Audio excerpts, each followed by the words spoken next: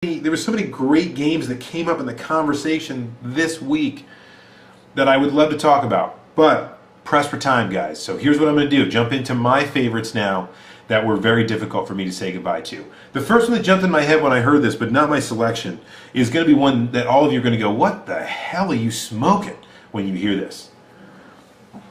Super Mario Land for the Game Boy. And hold on, before you turn me off here, let me explain what I mean by that. Super Mario Land for the Game Boy was not a great game in almost any capacity. The control was tough, you know, it was difficult to see, it wasn't very bright, you know, it was on the dot matrix screen, you know, from the Game Boy. And it was a large departure in many ways from a lot of the other concepts in Mario, specifically, you know, the arcs of the fireballs, some of the art styling, you know, all these different things. But when you finish that game, the music that plays, I will never ever forget this. I remember letting my Game Boy just run and run and run at the end, because I wanted to listen to the entire song. It's the best kind of reformulation of the Mario song I've ever heard in my life, and it was so like sad. It was like, yeah, you won, but it's so sad, you know. Don't you want to just keep playing? Don't you want to just keep going? And that to me deeply affected me as a child. So I had to put that out there. It's definitely not my pick. I'm just saying that was one of the first things I thought of when I started playing. So I thought you guys would get a kick out of that. I've got a couple of choices here too that come from adventure gaming, because there are a couple of adventure games I think that do a great job. Specifically, Full Throttle, the LucasArts game. That game was tough to say goodbye to. You go through a lot with Ben, the protagonist, who's in many ways a kind of buff caricature of George Lucas. And you know, to me, I really enjoyed that. That was kind of aloof, but it was still deep and fun and engrossing. It was a great game. My first runner-up is Diablo. The original Diablo is one of those games that you can never get enough of. Even, you know, there was a time in my life when I would just pick that game up at least once a year, and I would just pop, even long after 2 came out, and pop in the original game and just want to jump back in and keep playing.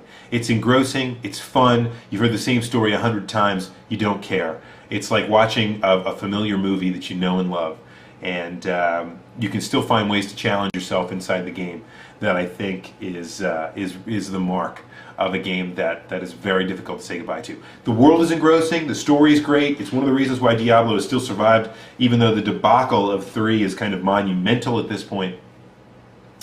I think the reason that it survives is because the story is cool and the world itself is really, really engrossing.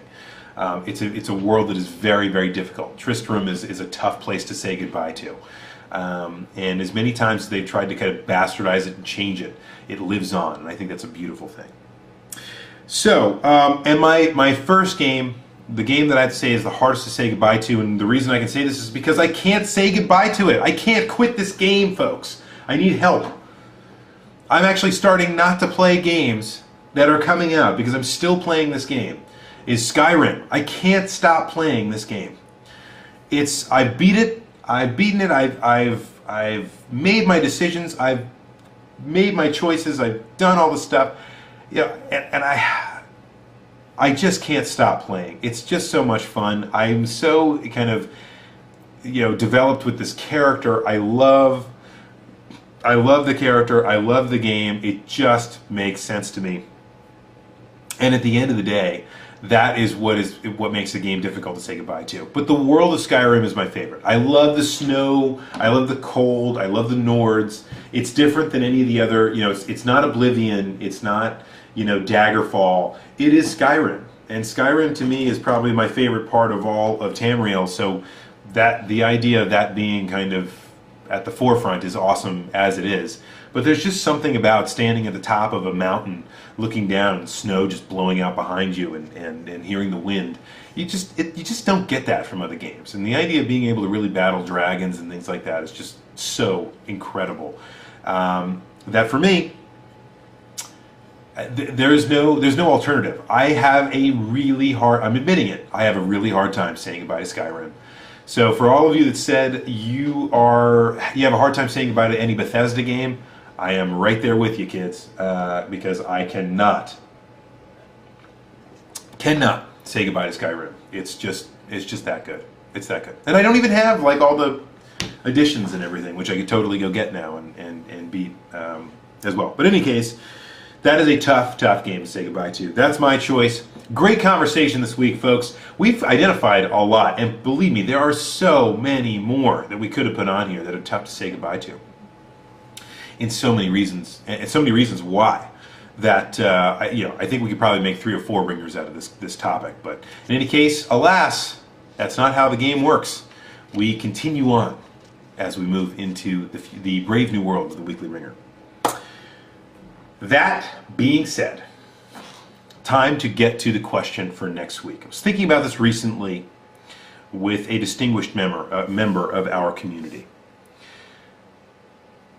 How many of you have thought about, this is not the question for the Weekly Ringer, I'm just asking a question in general. How many of you thought, hypothetically, how many of you thought about the kind of bystander nature of video games? Maybe you had a significant other who didn't play video games and who liked to just kind of sit there and watch while you played, or hated sitting there and watching. Or you yourself, maybe you grew up with siblings and they wanted to play, and you had to spend a lot of your time watching even if you spent a lot of your time playing. You ever thought about that? Thought about kind of some of the memories that you might have there, and some of the things that you've done or seen accomplished at that time? Well, I think it's a very divisive issue, but in this community I think we can ask the question without being divisive at all. And I want to ask about the idea, the concept of really being a kind of bystander when it comes to video games. So not actually playing the game, but watching the game. Maybe even being an active part of the game, but watching people play, right? Or even encouraging people to play, or even helping people play, whatever the case, whatever you want to call it, right? Not being actively linked to the system with a controller at the moment, just being there as a bystander. I want you to think about that. And I want you to answer this question for next time. Is watching a good video game just as good as playing one? Think about that. Think about why I might be asking that question too. I think there's a lot of leading going on here, which is awesome. But in any case, guys, I think this is a good one. I think a lot of you are going to come up with some interesting stories. It's not just Mr. K that's going to tell a story this week. I got a funny feeling about it. But in any case, we love you. We love you, my friend. Keep on keeping on. Those stories are great. This week is going to be conducive to a lot of stories. I can't wait to hear what you guys come up with. With that being said, that is this week's Weekly Ringer. I thank you all for watching. I thank you for being a part of the community. I am the Commodore from the clan of the Grey Wolf, and there is no reset button.